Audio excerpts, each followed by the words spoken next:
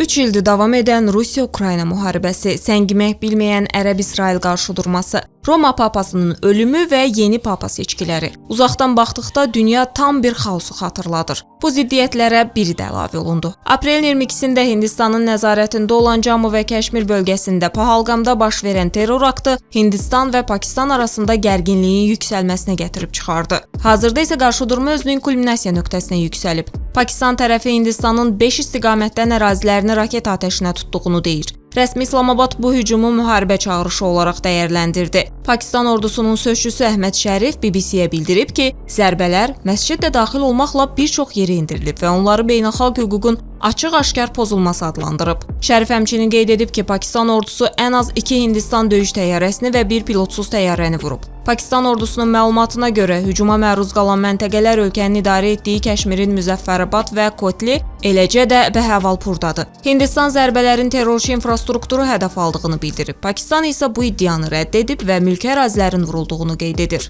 Bəs tərəflərin artıq 4-cü dəfədir müharibənin astanasına gəlməsinə səbəb olan Kəşmir gərginliyi necə başladı? Bu videomuzda sizə Kəşmir münaqişəsinin tarixindən və son qarşıdurmadan bəhs edəcəyik. Hazırsınızsa getdik. Siz isə bizə dəstək olmaq üçün kanala abunə olub fikirlərinizi şərh bölməsində bildirməyi unutmayın.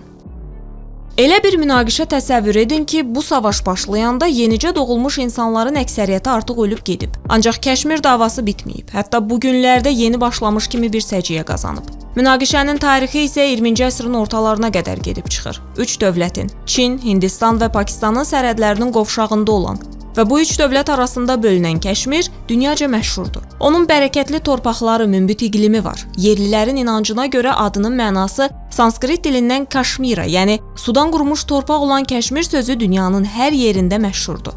Kəşmir xalısı Yeni Zelandiyadan Kanadaya, Yaponiyadan Çiliyə qədər dünyanın bütün nöqtələrində tanınır. Bu qarşıdurmanın özəlliyi isə ondan ibarətdir ki, nə Yeni Delhi, nə də İslamabad Kəşmiri bölmək istəyir. Hər ikisi Kəşmiri bütöv arzuluyur. Çin isə hələlik Kəşmirin özünə düşən hissəsi ilə qaniymiş kimi görünür. Cənubi Asiyada davam edən ən təhlükəli ziddiyyətlərdən biri olan bu dava 1947-ci ildə yarandı. Belə ki, həmin vaxt Hindistanın bölünməsi nəticəsində Hindistan və Pakistan 2 müstəqil dövlət kimi yarandı. O zaman Kəşmir əhalisinin 77% müsəlmanlardan ibarət idi. Onlar isə vilayəti idarə edən Hind Maharaja Hari Singhə qarşı üsyan qaldırdılar. Hari Singh tərəddüddə qaldı. Hindistana yoxsa Pakistana birləşsin? Pakistandan olan döyüşçülərin müdaxiləsi nəticəsində Maharaja Hindistana sığındı və Kəşmiri Hindistana birləşdirmək istədi. Bu hadisə iki dövlət arasında 1947-48-ci illərdə müharibənin baş verməsinə gətirib çıxardı. Müharibə BMT-nin vasitəçiliyi ilə atəşkəslə bitdi və Kəşmir faktiki olaraq 2 hissəyə bölündü. Hindistanın nəzarətində olan Cammu və Kəşmir və Pakistanın nəzarətində olan Azad Kəşmir. 1965-ci ildə Pakistanın Hindistanın nəzarətində olan Kəşmirdə qiyam qaldırmağa çalışması tərəflər arasında 2-ci müharibənin alovlanmasına gətirib çıxardı. Bu dəfə isə Sovet İttifaqı işə qarışdı. Onun da vasitəçiliyi ilə Təşkənd sazişi imzalandı və heç bir ərazi dəyişikliyi olmadı.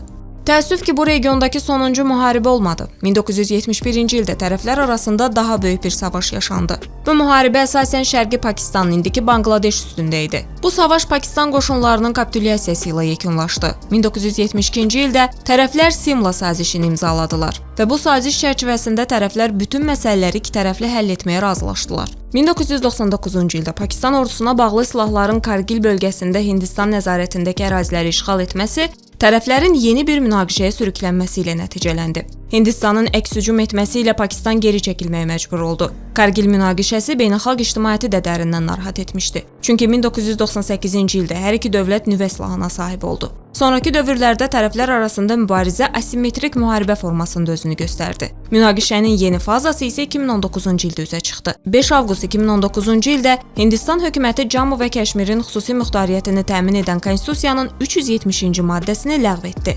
Kəşmir tamamilə federasiya tərəfindən idarə olunan birliyin əyalətinə çevrildi. Pakistan buna sərt reaksiya verdi, diplomatik əlaqələri azaltdı, beynəlxalq tribunalarda məsələ qaldırdı, lakin ciddi nəticə əldə edə bilmədi. 2025-ci ildə isə üzəri qaysaqlamış yara yenidən qoparıldı. İki nüvə dövlətini bu dəfə qarşı-qarşıya qoyan məsələ isə Cammu və Kəşmirdə turistlərə qarşı törədilən terror aktı oldu. Aprelin 22-sində yaşanan bu hadisə Hindistan və Pakistan arasında gərginliyin daha da artmasına səbəb olub. Hər iki ölkə iki mühüm sazişi, Hind çayı suları ilə bağlı müqaviləni və Simla sazişini dayandırdıqlarını elan etdi. Bu sənədlər uzun illərdir iki qonşu arasında münasibətləri tənzimləyirdi. The Times of India'nın yazdığına görə Simla sazişinin dayandırılması vəziyyəti daha da qəlizləşdirə bilər.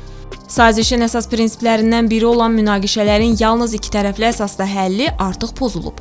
Analitiklər xəbərdarlıq edir ki, nəzarət xəttinin toxunulmaz statusu aradan qalxarsa, Kəşmir yenidən geniş miqyaslı müharibənin mərkəzinə çevrilə bilər. Hindistanın isə mayın 7-sində Pakistana raketlərlə hücum etməsi gərginliyi pik nöqtələrə daşıdı. Hücum 30-a yaxın insanın ölməsi ilə nəticələnib ki, bu sayın artacağı da deyilir. 50-yə yaxın mülki şəxs isə yaralanıb. Pakistanın 172, Hindistanın isə 190-a yaxın nüvə başlığına sahib olması onlar arasındakı müharibənin ciddi itkilərə səbəb olacağına şübhə yeri qoymur. Lakin tarixdən də məlumdur ki, nüvə silahı tərəfləri həm də aktiv müharibədən çəkindirən faktordur. Bəs bundan sonra proseslər necə cərəyan eləyəcək? Onu zaman göstərəcək.